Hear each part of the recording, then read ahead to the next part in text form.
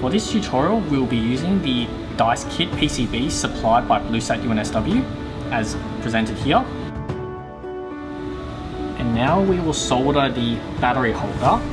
The battery holder is on the back side of the board, and it goes on these two pads here. So there are many ways of soldering the battery holder. What I would recommend doing is grab your solder and your iron and deposit some solder just here onto the pad itself, and do so likewise for the other pad.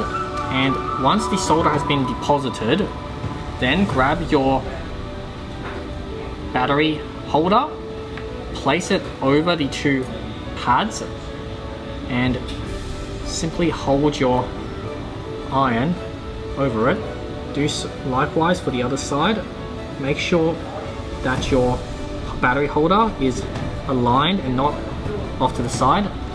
Once you have mostly gotten the solder on one side to stick to the holder, move over to the other side and repeat.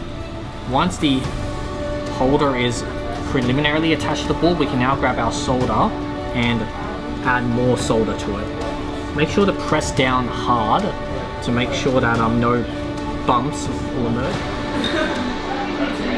So now here we have it, our completed dice kit PCB. To test it, flip the board over, put your battery in, top side, positive side up, and an LED should start glowing in the middle.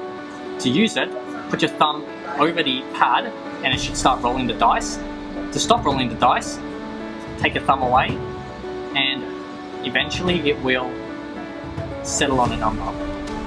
And there you have it, the BLUEsat dice kit PCB brought to you by the UNSW Makerspace.